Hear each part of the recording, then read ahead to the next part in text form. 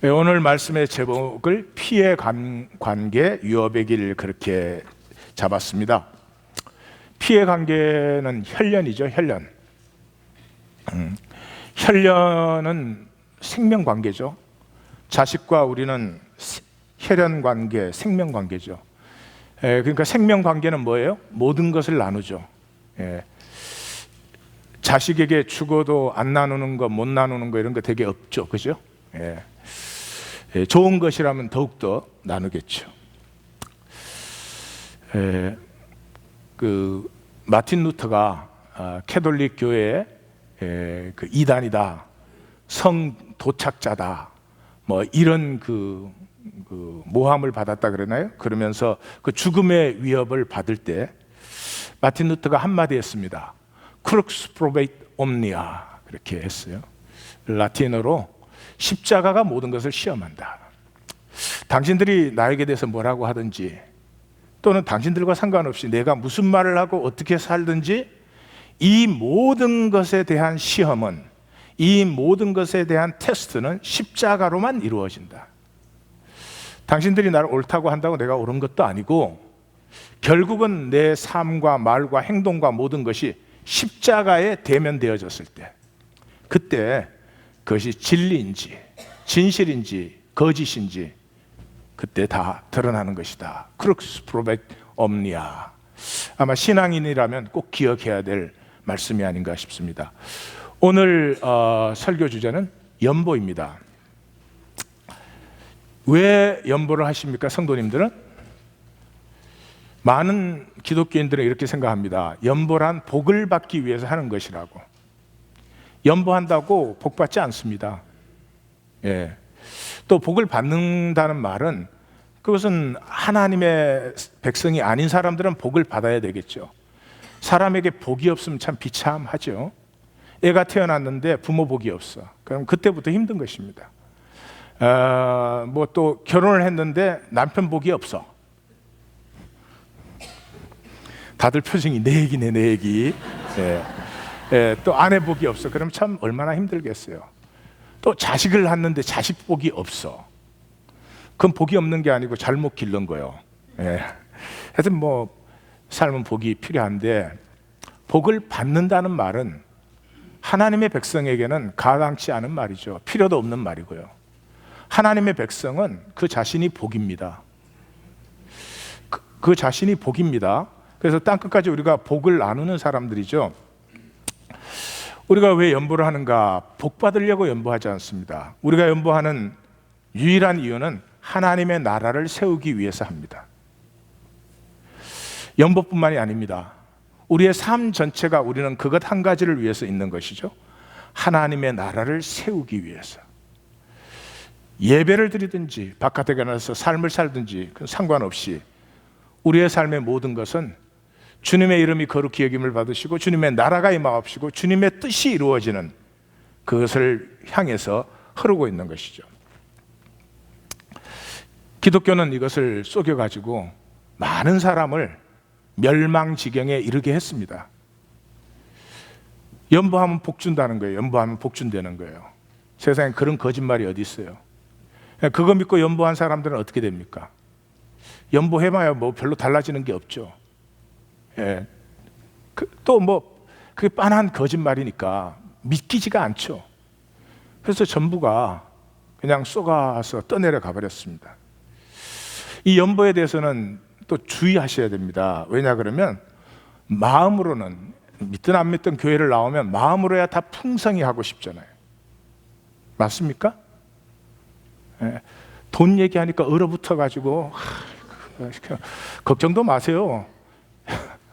여러분들 주머니에 있는 거 알아내는 거 제 취미도 아니고 관심도 아닙니다.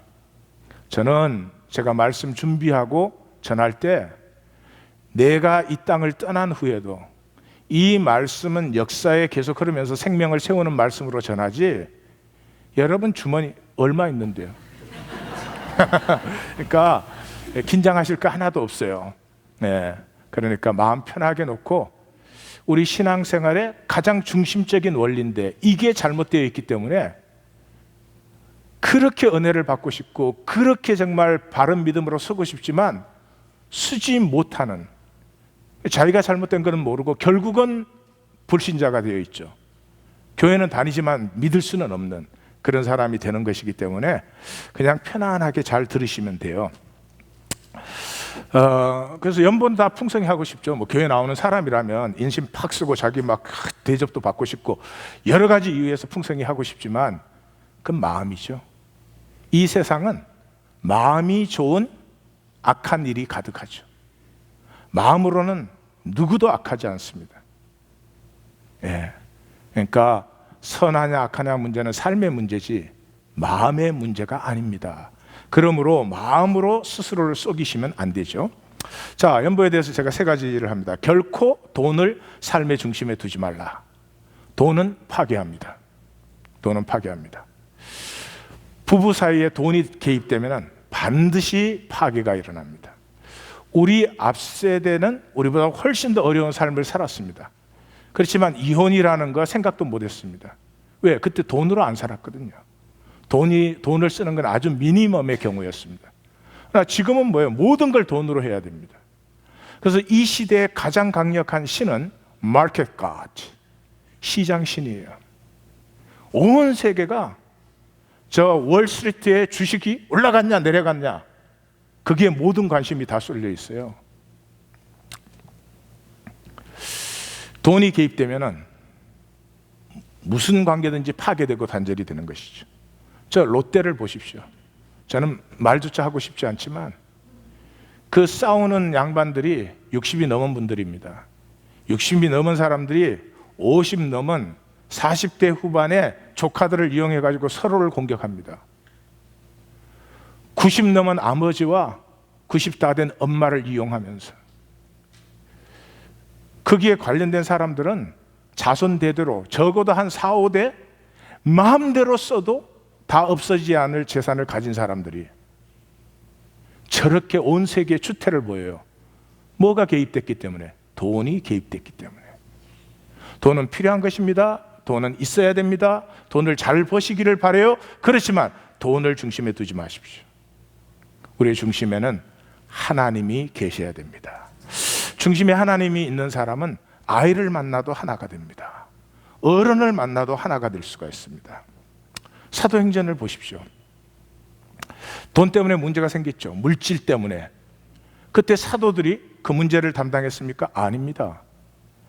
그것은 7 집사들이 담당할 문제고 자신들은 뭐요? 기도와 말씀. 말씀이 교회의 중심이 그때 되지 않았더라면 아마 이 역사는 생명이 뭔지를 영원히 보지 못했을 수도 있을 거예요. 그렇지만 그 교회 전체가 흔들리는 분쟁 속에서도 물질 나눔은 집사들에게 맡기고 중심을 말씀에 두고 붙들었을 때 이 작은 공동체는 어마어마한 역사를 이루었습니다. 로마는 기가 막힌 나라 아니에요? 역사를 공부하는 사람이라면 전부가 로마가 왜 멸망했는지를 씨름합니다. 서로마 제국만 1300년, 동로마 제국까지 하면 2300년, 1476년에 투르크에 망했죠. 신성 로마 제국은 1917년에 막을 내렸으니까 2800년 가까이. 로마는 지상의 역사, 제국을 대표하는 나라입니다. 그게 왜 망했느냐겠죠. 그 로마를 흔들 수 있는 것조차 없습니다. 그 로마를 완전히 뒤집어 엎은 사람들이 바로 이 말씀을 중심에 붙들고 섰던 사람들입니다. 그래서 사도 바울이 갈 때 사람들이 그랬잖아요. 저기 세상을 업사이드 다운 시키는 사람이 왔도다. 그렇게 말을 했죠. 말씀을, 하나님을 자신과 삶의 중심에 세우십시오. 만약에 그냥 세상에 근근히 살고 그냥 먹고 사는 것이 목적이 아니고 그래도 뭔가 의미 있는, 그래도 뭔가 가치를 창조하는 삶을 살고 싶다 그러면 반드시 하나님을 중심에 두십시오. 네. 두 번째, 돈의 위력을 아셔야 됩니다. 제가 이렇게 말한다고 돈 그거 아무것도 아니야, 돈 그거 아무것도 아니야 그러는 사람은 돈에게 멸시를 당할 거예요. 힘들 거예요. 예, 돈이 보통 것이 아닙니다. 육체를 가지고 세상에 사는 한 돈은 우리의 삶의 중심을 차지합니다. 그래서 돈 얘기하면 자다가도 깹니다. 말도 그렇지 않아요? 피 같은 돈, 그렇죠.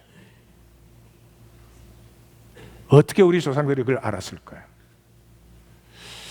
이 생명이 피에 있는데 피와 일치가 될 수 있는 것은 돈밖에 없습니다. 아니, 피가 성육된 것이 돈입니다.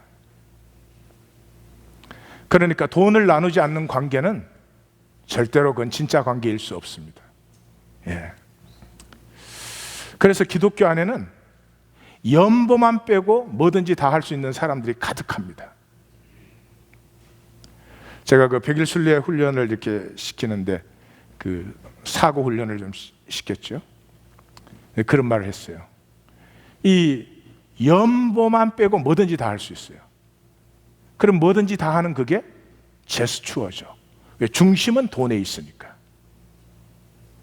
기독교는 이렇게 이 귀한 영혼들이 그냥 흘러 떠내려가게 그냥 만들어 버렸습니다. 이 돈에는 세 가지의 위대한 위력이 있습니다. 첫째, 가짜 몸을 격동시킵니다. 가짜 몸, 가짜 생각이 출발되면 그게 가짜 감정이 붙습니다. 그러면 몸 전체가 가짜를 느낍니다. 진정으로는 하나도 못 느낍니다. 부부가 살면서 서로의 가슴도 못 느낍니다. 저렇게 신비한 자연이 있지만 자연 못 느낍니다. 오로지 계산밖에 못 느낍니다. 오로지 내가 계산하는 것밖에는 못 느낍니다. 이 가짜 몸이 돈에서 격동되는 것입니다. 모든 생각의 출발이 어디에 있는지 잘 보십시오. 내가 아내를 생각할 때 정말 아내를 생각하는 건지, 아내의 돈의 가치, 돈의 영향을 생각하는 건지. 자본주의에 물든 우리는 아마 아내를 생각하기가 쉽지 않을 것입니다. 두 번째, 여호와 이레를 폐하는 유일한 무기입니다. 주무기입니다. 잘 보세요. 아브라함이 이삭을 제사 드리러 갑니다. 그런데 아브라함이 현실만 생각한다면, 현실만 계산한다면 이삭을 절대로 제사할 수 없죠. 그러면 아브라함이 이삭을 데리고 모리아산으로 올라가는 그 길에 모리아산 저편에는 하나님이 예비하신 수양이 올라오고 있죠. 그러면 이 현실을 넘어서 하나님 앞에 믿음으로 온전히 나가면 여호와 이레를 만나는 것인데, 현실만 보면 절대로 이삭을 제사할 수 없죠. 그러면 여호와 이레도 폐해지는 거죠. 우리가 한 생명 태어날 때 그냥 태어난 사람 없습니다. 하나님의 위대한 꿈과 가치를 가지고 우리가 그렇게 된 사람들이 모여서 하나님의 나라가 이루어지는 여호와 이레를 우리가 가지고 있는데, 그 여호와 이레를 폐하는 것은 돈이 우리의 중심이 될 때 완전히 폐해버립니다. 세 번째, 그래서 예수님께서 하나님과 견준 것은 돈밖에 없습니다. 예수님이 이렇게 말했습니까? 하나님과 사탄을 겸하여 섬기지 말라. 하나님과 돈을 겸하여 섬기지 못한다 그랬어요. 인격의 중심은 둘 중에 하나밖에 안 됩니다. 돈이든지 하나님이든지. 하나님이 인격의 중심이면 그 사람은 자기 하나 편하자고 살지 않습니다. 이 역사의 아픔을 품어 안기 시작합니다. 어느 때까지이니까? 하나님의 통치가 이 땅에 임하지 않은 이 상처와 아픔과 고난이 어느 때까지이니까? 반드시 그렇게 되죠. 그래서 돈은 하나님을 대체할 수 있는 유일한 대체물입니다. 죄송하지만 기독교의 많은 부분에서 사실은 돈을 섬기면서 하나님을 섬긴다고 하고 있습니다. 제가 설명하지 않아도 이 시대를 사는 성도님들이 더 잘 아실 것입니다. 세 번째, 실제적 불신의 뿌리입니다. 돈이 중심에 있는 사람은 절대로 하나님을 믿지 못합니다. 하나님 실제가 안 됩니다. 이것은 우리 개인보다는 기독교에 어뷰즈된 부분이 더 많습니다. 이 복음의 진리를 나누면 생명이 자유함을 얻고요. 생명이 자유하면 반드시 가치가 있고 싶어 해요. 예. 불안, 두려움 뭐 이런 거에 억눌려 있으니까 어떻게 하면 조금 이익되나 그러지, 우리의 생명은 그렇게 째째한 생명이 아닙니다. 여러분들 꼭 아셔야 될 것은요, 에고는 굉장히 작습니다. 자아는 좁쌀보다 작습니다. 그래서 자아로 사는 사람은 같이 사는 가족도 못 받아줍니다. 하여튼 나하고 조금만 다르면, 기도하는 스타일만 달라도 못 받아줘요. 예. 우리 생명은 그런 생명이 아니에요. 우주를 품을 수 있는 생명이에요. 근데 자꾸 연보해라, 연보하면 복 받는다 이런단 말이에요. 그러니까 이게 불신을 길러내 가지고, 이 하나님을 안 믿는다 소리는 참 안 나오지만 실제로는 믿지 않는, 실제로는 뭘 믿어요? 돈이죠. 하나님 없으면 돈이죠. 무엇이 삶을 만들 수가 있어요. 그래서 비트겐슈타인이 그렇게 말했어요. 우리가 자신을 가장 잘 속인다 그랬어요. 그것이 우리의 삶입니다. 우리 자신을 계속 속입니다. 남이 뭐를 잘못하면 우리는 금방 진실을 알아요. 근데 내 자신에 대해서는 뭐라 그래도 괜찮은 걸로 넘어가죠. 그러나 한 가지 분명히 아셔야 되는 것은, 내가 나를 속이면, 내가 나를 배반해버리면 그것은 영원히 후회하는 일이 되는 것이죠. 자, 이것을 전제로 놓고 오늘 17장으로 들어가겠습니다. 레위 17장부터 생활 예배가 시작되는 부분이요. 다시 말해서 생활의 제사가 시작되는 부분입니다. 그래서 어디서 막을 내리죠? 희년의 비전에서 막을 내리게 됩니다. 그래서 17장은 우리의 신앙 생활, 우리의 영성 생활의 핵심이 되는 핵심 부분을 딱 앵커를 내리고 18장으로 나아가기 시작해요. 그래서 이 17장은 우리의 생활에서 가장 핵심적인 부분을 다스리고 있어요. 1, 2절은 서로 여호와께서 모세에게, 모세가 아론에게 말했다 그런 거고, 두 부분이에요. 간단합니다. 3절에서 9절, 제물의 피는 반드시 성막에서 흘려라. 제물은 성막에서 잡아라. 10절에서 16절은 절대 피를 먹지 말라. 그러니까 선지 해장국을 먹으면 안 된다. 자, 그래서 관찰을 좀 보겠습니다. 첫 번째는 제물의 피는 성막에서 흘려라는 거 아니에요. 거기에 관찰을 해보시면 여호와께가 4번 나옵니다. 여호와께. 그러니까 제물의 피를 회막에서 드리는 이유는 여호와께 드리기 위해서요. 그리고 시작하는 4절, 마감하는 9절, 여호와께 시작하는 4절과 9절에 백성 중에서 끊어진다 라고 알파와 오메가로 강조가 되어 있습니다. 그리고 이것은 이스라엘 백성이든지 이스라엘 중에 거하는 거류민이든지 모두에게 해당된다, 이렇게 말을 했습니다. 그래서 4절과 9절을 보시면 어떻게 되어 있어요? 먼저 해방문으로 끌고 가서 여호와의 성막 앞에서 여호와께, 안 그러면 끊어진다. 또 여호와께 드리지 아니하면 그는 백성 중에서 끊어진다. 이것이 첫 번째 섹션입니다. 그럼 이유가 뭐냐? 이유를 설명하죠. 5절에서 덜에서 잡던 그들의 재물을, 그러니까 이거는 이스라엘이 애굽에 있을 때, 또 애굽에 있던 버릇, 또 가나안에 들어왔을 때 가나안의 버릇을 닮아가지고 뭐예요? 해막에서 말씀대로 제사를 드리는 것이 아니라 말하자면 사적 제사를 드리는 거죠. 기독교에는 일반적인 사상이죠. 말씀 듣고 말씀대로 순종해서 살면 나를 복과 권세로 창조하신 하나님의 형상이 나타날 텐데, 여기 누가 뭐를 예언을 잘한다 그럼 또 요즘은 속는 사람이 없어서 그 장사가 안 되더라고요. 70년대 80년대는 한국에서 뻔질나게 왔어요. 나도 그때 좀 어떻게 한몫.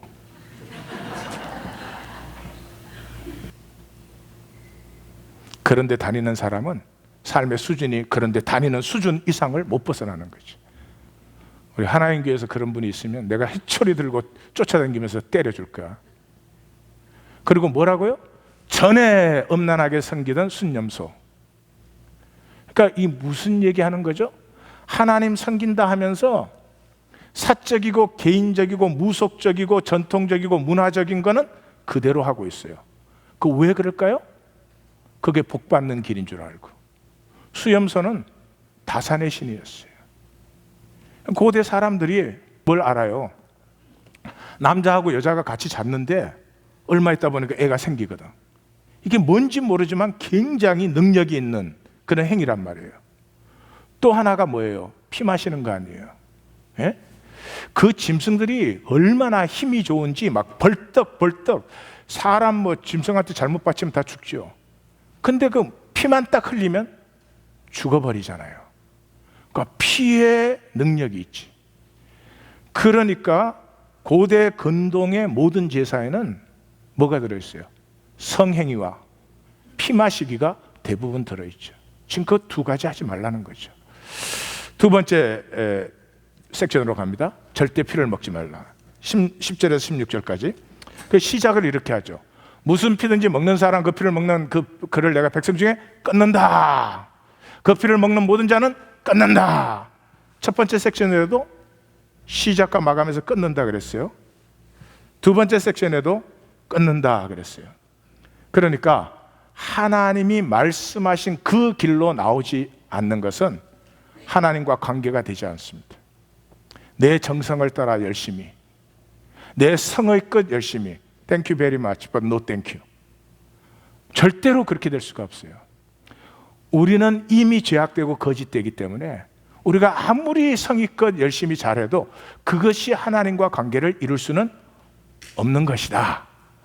하나님의 길로만 하나님과의 관계가 이루어진다. 여기서 중간에 또 한번 해야 되겠어요. 옆에 분에게 돈 얘기가 아니래. 긴장하지 맙시다. 막 바싹 굳어가지고 지금 막. 예. 그래서 내용은 뭐 그러잖아요. 세 가지 내용이 나와요. 첫째, 육체의 생명은 피에 있음이라 그 피가 생명과 일체라. 육체의 생명 그것이 피인즉 피가 생명이다. 그게 첫 번째예요. 두 번째, 그러므로 너희 중에 아무도 피를 먹지 말라. 거류민이라도 피를 먹지 말라. 사냥한 것은, 사냥 어쩌다가 한 것은 목을 잘라서 피를 흘리고 그걸 흙으로 덮으라는 거죠. 피를 절대 먹어서는 안 돼.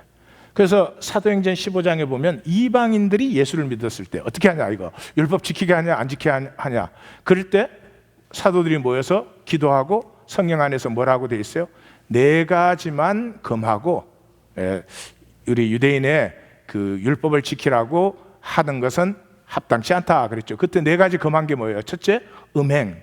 두 번째, 우상제물. 세 번째, 목매어 죽인 것. 그 다음에 네 번째, 피 마시는 거예요. 그 목매어 죽인 거 왜 못 먹어요? 목매어 죽인 거. 목매어 죽인 것은 피가 굳어버리기 때문에 죽은 다음에 잘라서 피를 쏟아도 피가 다 나옵니까? 안 나옵니까? 그래서 피를 먹지 말라 그런 얘기죠. 별로 관심이 없어 보이시. 세 번째, 그 왜 피를 먹지 말라고 하느냐? 피가 속지 않은 것이다. 생명을 대신하는 것은 피밖에 없다. 피를 제단에 뿌려 속죄하게 생명이 피에 있으므로 피가 속죄하느니라. 그래서 히브리서 9장 22절이 요 말씀을 따라서 피 흘림이 없은즉 제사함이 없느니라 그렇게 되어 있어요. 예, 생명을 대신하는 건 피밖에 없다. 기억하십시오. 그리고 15절 16절은 이제 스스로 죽거나 죽임당한 것 먹으면 부정한다. 이게 무슨 얘기냐 그러면, 여러분들 그 내셔널 지오그래픽 그 영상을 보신 적이 있으신지 모르겠는데, 이렇게 그 얼룩말 떼가 지나가는데 사자가 그걸 공격해요. 사자가 공격할 때 어느 얼룩말을 공격하죠? 1. 제일 힘센 얼룩말. 2. 조금 전에 보약 먹은 얼룩말. 세 번째, 비실비실하는 얼룩말. 비실비실. 아유, 훌륭하십니다. 어떻게 그렇게 어려운 비밀을 다 아시는지. 표정들이 한 번만 더 놀리면 간두지 않는다 그런 표정들이요. 되게 약한 놈을 잡습니다. 왜 약해요? 되게 병든 것입니다. 스스로 죽거나 잡혀먹은 것, 되게 병든 것입니다. 먹지 말라는 거죠. 동물끼리는 어떨지 모르지만 사람은 안 됩니다. 그것을 부정하게 된 사람은 옷 빨고 몸 씻고 그렇게 안 하면 죄가 된다. 자, 이유는 고대 근동 제사의 피 마시기, 제가 말씀드렸죠. 고대 근동 제사의 대부분의 제사에는 성행위와 피 마시기가 들어가 있다. 두 번째는 피는 생명이다. 그러므로 피를 받으실 수 있는 건 하나님밖에 없다. 결론, 피가 생명이므로 생명 제물을 받으실 분은 여호와 하나님뿐이다. 그래서 이 피를 받을 때 하나님이 피를 받으시나요? 생명을 받으시나요? 네, 피라는 물체가 아니라 그 피가 나타내고 있는 바 생명을 받으시는 거다. 이해가 가셨다고 믿습니다. 그래서 예수님이 마지막 밤에 제자들에게 뭐 하라 그랬어요? 자기가 레이기를 깡그리 무시하고 피를 마셔라 이랬잖아요. 아니요? 빵긋. 예. 그 돈 내라는 얘기 아니랬는데도 이렇게 다들 긴장을 너무 하셔가지고 내 피를 마시라 그럴 때 내 피를 마시라는 게 예수님 이 동맥 잘라서 마시라는 얘기인가요? 예수님의 생명을 나누자는 얘기인가요? 생명을 나누자. 그렇죠. 그러면 이제 클리어한 거죠. 그죠? 하나님이 제물의 피를 나에게 바쳐라 그럴 때 하나님 무슨 뭐 드라큘라여서 그런 게 아니라 생명 관계가 되어야 된다. 그 생명 관계는 하나님과 우리 관계뿐만 아니라 우주의 모든 것이 생명 관계가 되어야 된다. 그리고 그 생명 관계가 된 것을 하나님의 나라라고 한다. 생명 관계에서는 모든 것이 통한다. 서로가 서로를 축복하고 서로가 서로를 나눈다. 그러므로 나눈 것이 손해가 아니고 내가 이를 나누었지만 100배, 60배, 30배의 통함을 통한 생명의 충만이 일어난다. 네, 오케이. 그러므로 하나님과 우리의 관계는 피의 관계다. 피의 관계다. 생명 관계다. 자, 두 번째 주제로 들어갑니다. 잘 들으십시오. 이 기독교 시대의 말씀을 전하려니까 정말 좀 답답하고 힘드네요. 기독교의 특징 중에 하나가 은혜가 공짜라는 거예요. 공짜는 가치가 없어요. 공짜 좋아하지도 말고 공짜 받으러 다니지 마세요. 공짜는 가치 없어요. 공짜가 가치 있는 적은 없습니다. 여러분, 은혜는 공짜가 아닙니다. 그 가치를 우리가 지불할 수 있는 어떤 그런 가치 대상이 아니기 때문에 생명 전체로 받고 생명 전체를 나누는 것이죠. 그러므로 대가가 없으면 가치 창조가 되지 않습니다. 나는 대가는 하나도 지불하고 싶지 않아. 근데 내 삶과 생명은 복되었으면 좋겠어. 그건 웃기는 얘기죠. 지금 오늘 본문에서 첫 번째 강조가 뭐였습니까? 피는 생명의 유일한 대가이다 하는 거죠. 피는 생명의 유일한 대가이다. 하나님이 생명을 우리에게 나누셨는데 그 생명을 받고 한 생명으로 나누어지는 것은 우리의 생명밖에는 없다. 예, 옆에 분에게 하나님과 우리의 관계는 피의 관계입니다. 예, 생명 관계입니다. 이 기독교에서는 대가라는 말이 사라졌어요. 그래서 바네퍼라는 이 독일의 신학자가 이걸 통탄을 했습니다. 그분의 책을 무지하게 많이 쓰셨고, 자기가 쓴 건 아니고 대부분은 그 감옥에서 보낸 편지 이런 걸 나중에 책으로 만들었지만 그분의 모든 저서에는 이 대가가 들어있습니다. 대가가 중심입니다. 그 대표적이 Cost of the Discipleship, 제자의 대가죠. 제자의 대가. 우리는 이 여러분, 코스트가 없으면 아무것도 나에게 가치가 되지 않아요. 그래서 우리가 사실 그 생명 관계라는 것은 전부 피로 표현하죠. 자식에 대해서는 뭐 모든 것을 다 나눌 수 있지 않아요? 왜 그래요? 혈연 관계이기 때문에 그렇죠. 뭐 중요한 맹세할 때도 그러잖아요. 꼭 혈서 쓰죠, 혈서. 예, 저도 선배들한테 끌려가지고 혈서를 쓰는데, 그 손가락을 깨물으라 그러는데 이 깨물어줘요? 했는데 이게 살짝 아파서 살짝 깨무니까 피가 잘 안 나와가지고 한자 쓰는데 이거 막 짜갖고 또 쓰고 딱 짜갖고 또 쓰고, 결국은 뒤통수 많이 맞고, 지금 생각하면 억울해 죽겠어. 무슨 혈세야 거기에. 우리가 이렇게 아는 것 같아요. 진정한 관계, 영업관계, 거래관계, 뭐 살아가면서 이웃관계 이런 게 아니고, 생명의 진정한 관계는 이것은 피의 관계라는 걸 아마 성경 안 읽어도 알았던 것 같아요. 그래서 이렇게 말하죠. 예수님께서 제자들에게 마지막 밤에 이것은 죄사함을 얻게 하려고. 죄사함이 뭐죠? 죄는 단절시키죠. 단절된 관계를 회복시키는 나의 피, 곧 언약의 피다. 그래서 이 피로 말미암아 뭐가 이루어졌다? 관계 회복이 이루어졌다는 거예요. 그게 골로새서 1장이 대표적인 것인데, 그의 십자가의 피로 화평이 이루어졌다. 그리고 그 중간에 뭐예요? 원수 되었던 우리를 다시 죽음으로 화목하게 되었다. 그래서 이 피가 아니면 생명의 화목, 그냥 화목함이 아니에요. 그냥 뭐 니하고 나하고 이제 좋은 사이다 이런 게 아니고요. 생명의 하나, 존재 자체가 하나로 일치되는 이 생명의 화목은 예수 그리스도의 흠 없으신 그 피밖에 없다.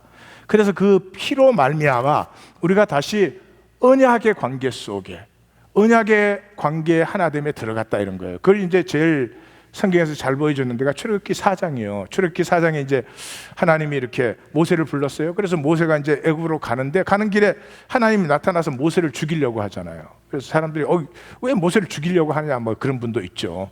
근데 모세를 죽이려고 하는데 그때 시보라가 뭐 해요? 자기 아들을 할례하죠. 할례해가지고 그 피와 표피를 그의 발에, 그랬는데 이건 유비무즘, 이렇게 부드럽게 완곡하게 표현하는 거죠. 그 모세의 성기관에 대니까 하나님이 모세를 놓아주셨다. 그런데 그때 시보라가 당신은 내 피난편입니다 라고 한 것은, 그것은 할례였다. 이렇게 성경이 다 설명해 주잖아요. 그러니까 하나님과 이스라엘의 관계는 할례의 관계, 그 창세기 17장에서 할례의 관계가 되었죠. 쭉 약속을 하시고 부르셨지만은 어떻게 해요? 할례를 받은 후에야 이삭을 약속받았죠.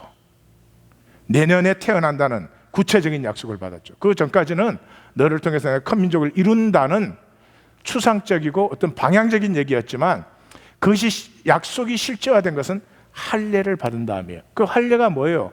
그 당시 고대 건동에는 사람도 막 바쳤어요. 그래서 그 요즘 아르케올로지 그 고고학에서 이렇게 캐어내면은 그 항아리, 조그마한 항아리 속에 들어가 있는 그 애들의 유해가 얼마나 많이 나오는지 참 눈물 나는 일이에요. 근데 하나님이 뭐라고요? 야, 생명 관계 된다는 건 사람 잡아다가 그러는 것이 아니고, 상징으로 충분해. 상징으로 충분한데 그 상징 속에서 너와 나의 생명이 진정으로 교통하느냐, 그게 더 중요한 거지. 그러므로 구약에서도 할례는 어디에 하라 그랬습니까? 구약에서 할례를 어디에 하라 그랬죠? 1. 머리에, 2. 손가락에, 3. 마음에.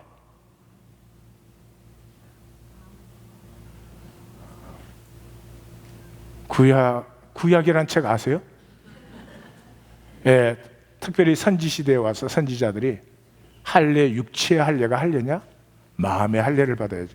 하나님이 피의 관계를 맺으시는데, 생명 관계를 맺으시는데, 육체를 어떻게 했느냐가 하나도 중요한 게 아니라 그건 상징으로 충분하고, 서로의 중심의 진실함이 하나가 됐느냐, 그것이 진정한 약속과 관계다. 그래서 그 시보라가 왜 그랬는지 모르지만은 그 아들 할례를 안 했어요. 둘 다 안 했는지 하나만 안 했는지 그건 본문상으로 그렇게 클리어하지 않습니다. 그건 하나 중요한 게 아니죠. 그러나 하나님이 이스라엘 백성을 애굽에서 출애굽시킬 때 무슨 언약으로 출애굽을 시키죠? 피의 언약으로. 유월절 어린 양을 잡아서 문지막에 바르면, again, 무슨 사람 제물로 드린다고 피의 언약이 아니고 하나님 앞에 정해진 약속대로 지키는 것. 그것에서 생명이 하나로 통하는 것이다. 그래서 그 피의 언약으로 출애굽시키잖아요. 그러면 모세가 이 피의 언약으로 출애굽을 인도해야 되는 사람인데, 모세에게서 창세기 17장에 이 피의 언약이 이루어져 있지 않으면 모세가 그 백성을 인도할 수 있나요? 없나요? 없죠. 그래서 그 십보라가 할례를 행하고 피의 언약으로 세움 받아서 애굽으로 들어가게 되죠. 그래서 이 피의 언약을 통해서 하나님이 역사하신다는 것을 이제 가장 선명하게 보여주는 부분이에요. 그래서 이 피의 언약을 통해서 원수된 것에서 우리가 화목함으로 바뀌었다. 화목이라는 건 제사적 용어예요. 화목제사. 이걸 법적으로 표현하면 의롭게 되었다. 이걸 상업적으로 표현하면 구속되었다, 속량되었다, 이렇게 표현을 해요. 그러니까 그 노예로 팔렸던 사람을 돈 주고 사오는 걸 속량이라고 그래요. 그래서 이제 성경에 나오는 것들이 언어는 전부 다르지만 이 피의 언약이 이루어졌다, 그런 거예요. 그래서 로마서 5장 9절을 보면 우리가 그의 피로 말미암아 의롭다 하심을 받았다, 그래서 구원을 받았다, 그의 피로 속량을 받았다, 제사함을 받았다, 이거 전부 저게 속량 제사함 교회 안에서 하도 들어서 그런가 보다가 아니라 저 말 하나하나를 들을 때마다 하나님은 자신의 피로 나와 피의 관계를 회복하셨다 하는 실체감이 와야 된다 이거야. 그래서 사도행전 20장에 뭐라 그래요? 자기의 피로 사신 교회다 이 말이죠. 자기의 피로, 하나님의 피로 교회를 사셨어요. 그러면 교회는 무엇으로 하나님과 또 관계를 할까요? 1. 친교 봉사로, 2. 예배단 봉사로, 3. 교육단 봉사로. 3 그거 아니네. 3. 피로. 피가 뭐라고요? 생명. 하나님과의 관계는 생명 관계 외에는 없다. 자, 그 화목함을 통해서 유업이 회복됐어요. 잘 들으세요. 잘 들으세요. 유업이 회복됐어요. 그 유업의 내용이 뭐예요? 우리가 하나님하고 관계가 회복되면서부터 비로소 이 떠내려가는 역사에 떠내려가면서 어떻게 하면 편하게 떠내려가느냐, 어떻게 하면 더 잘 떠내려가느냐, 어떻게 하면 저 사람보다 더 좋은 자리에서 떠내려가느냐, 저 사람보다 더 많이 가지고 떠내려가느냐, 그런 게 아니고요, 역사를 넘어서 생명을 피우는, 다시 말해서 이 역사 속에서 생존하는 것이 아니라 역사의 아픔을 품어서 새롭게 해주는 하나님의 복으로 존재하는 것이 피의 언약이 회복된 때로부터 피어나는 것이다. 그러니까 일주일에 교회를 100만 번을 나와도 나를 통해서, 내 생명을 통해서 이 역사가 치유받고 있고 이 역사가 세움받고 하나님의 나라를 이루어가고 있는 것이 아니면 그건 종교 관계는 될지 모르겠어요. 무슨 관계는지 난 잘 모르겠는데 생명 관계는 아니다. 생명 관계는 아니다. 그 생명 관계를 성경은 두 가지로 표현해요. 첫째, 제사장이에요. 제사장이 뭔지 우리 벌써 다 배웠죠? 이 역사의 모든 사람은 살아남으려고 삽니다. 생존하려고 삽니다. 생존하는 사람의 관심은 내가 얼마나 더 많이 가졌느냐, 더 높은 자리에 있느냐, 더 편하냐, 더 번쩍거리느냐, 다 그런 거죠. 근데 제사장은 어떤 사람이죠? 죽음을 품어 안는 사람. 그 돈 많이 벌고 번쩍거리려고 하는 이유 뭐예요? 죽음을 멀리 느끼려고. 내가 돈이 많으면 이 세상에서는 마음대로 더 많이 할 수 있죠. 내가 마음대로 더 많이 할 수 있다는 건 죽음이 나에게서 먼 것처럼 느껴지죠. 마음대로 하시든 못 하시든 죽음과 나의 거리는 일체입니다. 태어나는 순간부터 우리는 죽고 있다 말씀드렸죠. 그래서 이 가짜 제사장들은 항상 이게 죽음이 멀리 있는 것처럼 말한다고. 예? 죽은 다음에 천당 간다 이런 소리 하고 말이죠. 그건 저쪽에 있는 얘기지. 아니죠. 나는 부활이요 생명이니 나를 믿는 자는 죽어도 살겠고 무릇 살아서 나를 믿는 자는 영원히 죽지 아니하리라. 내가 지금 부활이요 생명이에요. 지금 죽음, 순간순간의 죽음을 품어 안음으로 말미암아 생명이 죽음보다 크기 때문에 죽음을 품어 안아서 새로운 생명을 계속 생성하는 사람들이 제사장이다. 다 기억하고 계신 걸로 믿습니다.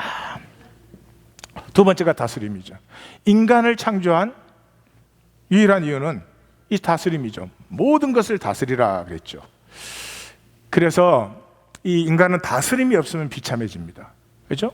다 뭐 성격이 있죠. 근데 성격을 다스리지 못하면 스스로 비참해지죠. 분노는 다 있어요. 근데 분노 못 다스리고 막 깨끗 소리 지르고 화내고 이러면 스스로 부끄러워지는 거죠. 뭐 모든 것에 마찬가지죠. 예, 내 성격도 다스려야 되지만 내 상황이 이런 상황도 오고 저런 상황도 오지만, 그러나 그런 상황에도 불구하고 그 상황을 다스려 나갈 때 내 존재의 가치가 자꾸 성숙하는 것인데, 그냥 상황에 사로잡혀가 상황이 어려우면 뭐 금방 죽겠다 그러고 좀 좋으면 헤헤거리고 그러면 안 된다는 거죠. 그래서 무엇을? 제사장은 이 생명의 겉으로 드러난 위험의 모습이고 그 생명의 내적 본질은 다스림이죠. 다스림. 그래서 계시록에 들어가면 뭐예요? 5장에서 땅에서 왕노릇하라. 이 땅은 무슨 땅이에요? 새 예루살렘이 하늘에서부터 땅으로 임하니까 영원한 하나님 나라에서 다스림을 누린다는 거예요. 그 다음에 20장 4절에 가면 천년 동안이 뭐예요? 교회 시대의 교회. 우리 성도님들 교회로 부르신 유일한 이유는 이 다스림을 훈련시키고 있는 거예요. 그리고 제일 마지막, 새 예루살렘의 제일 마지막 부분에 뭐라고 끝나요? 세세토록 왕노릇 하리로다.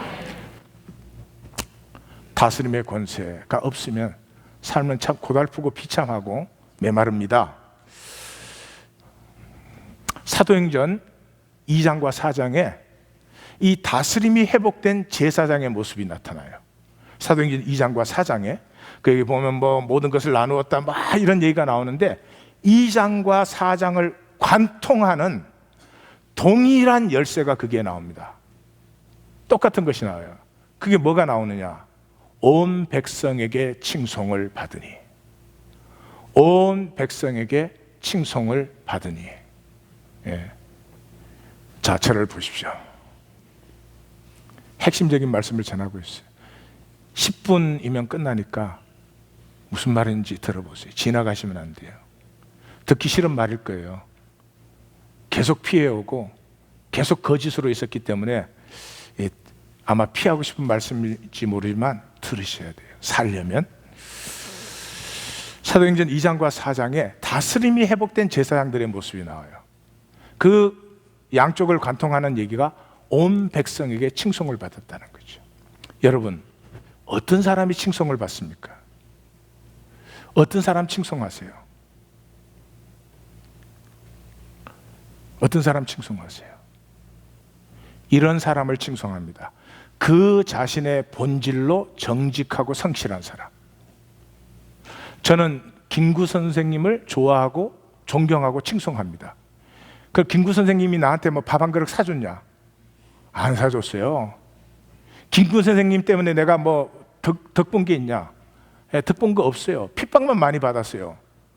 그 이승만 좋아하는 사람들한테. 김구 선생님, 이승만 씨는 이승만 씨, 뭐 재밌고 여러 가지 일들 많이 하셨지. 근데 왜 꼭 둘 중에 하나여야 돼? 참 그 웃기는 사람들이었어요. 핍박 많이 받고 뭐 하여튼 오해도 많이 받고 그래. 상관할 일은 아니겠지만 김구 선생님을 존경해요. 칭송해요. 그분이 나한테 뭐 덕 주신 게 하나도 없어.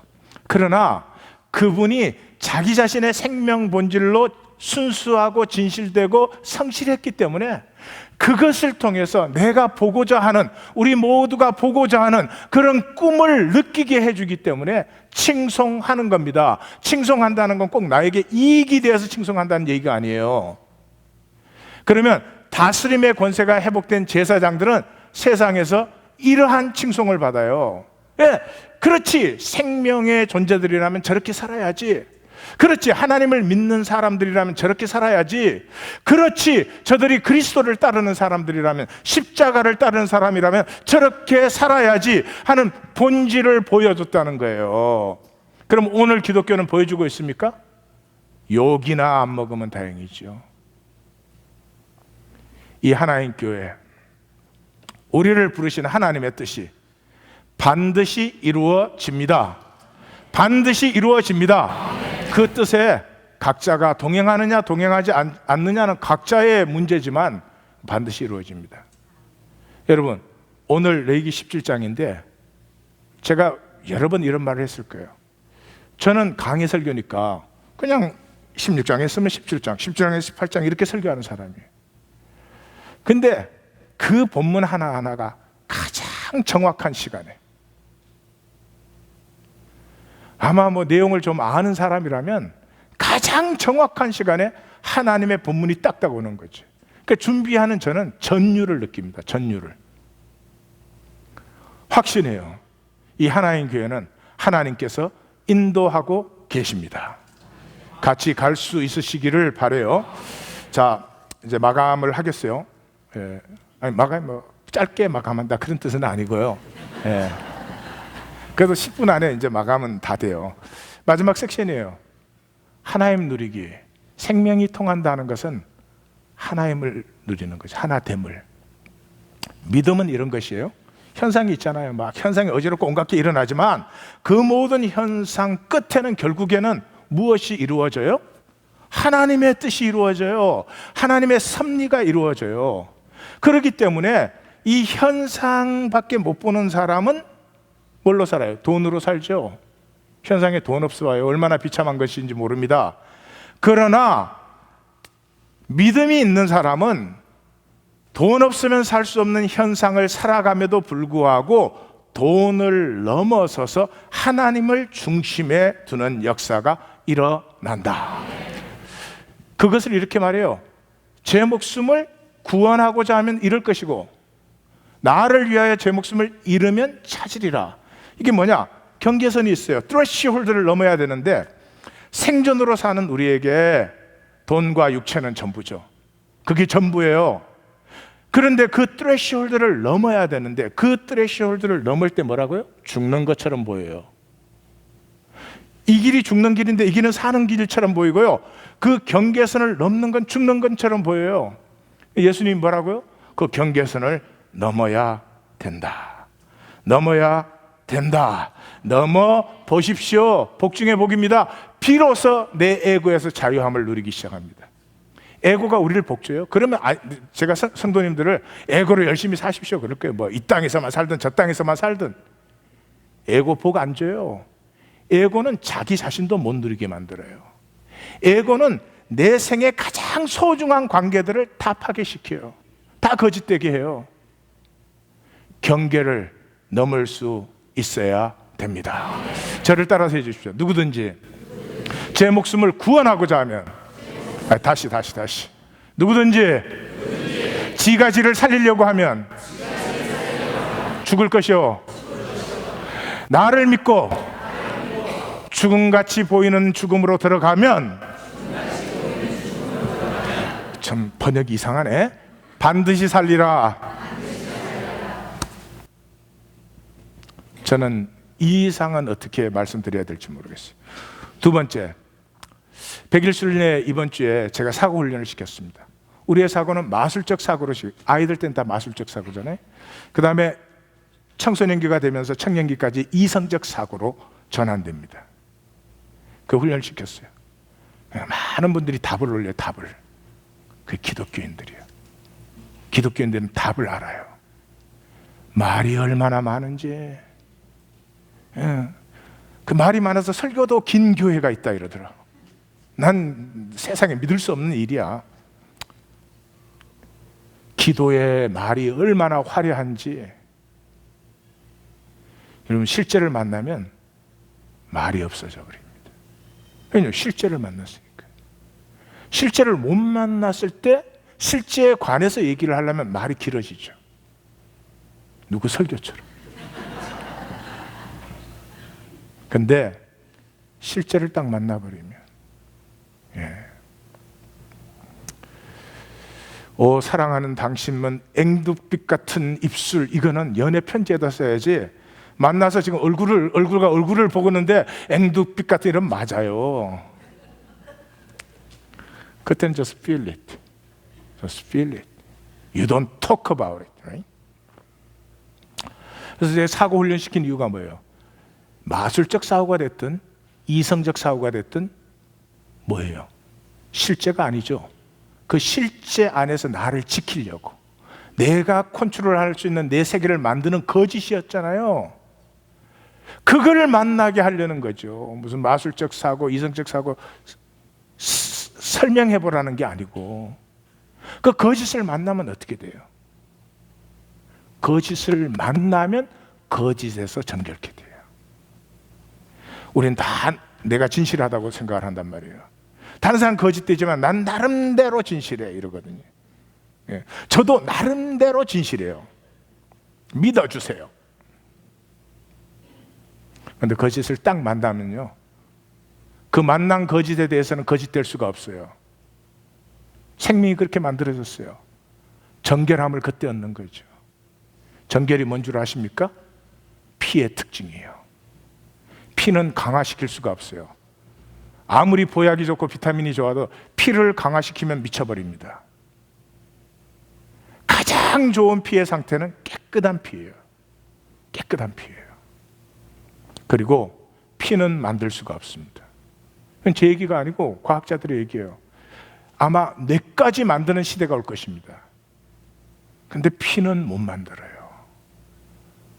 만들 수가 없어요. 인간의 논리나 지식을 넘어서 있기 때문에. 아세요? 피는 상수도와 하수도를 같이 역할을 하는 거 아시죠? 피 안에 지극히 미량의 호르몬이 들어가 있어요. 근데 그 지극히 미량의 호르몬이 각자가 약간씩, 우리로 봐서는 차이라고 말할 수도 없는 차이가 나는데, 그게 다 우리의 성질과 성향과 기질을 다 만들어요.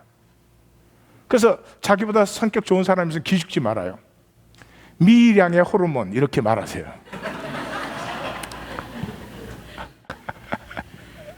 뭐 성격 좋다고 뭐 너무 그럴 거 없어. 미량의 호르몬.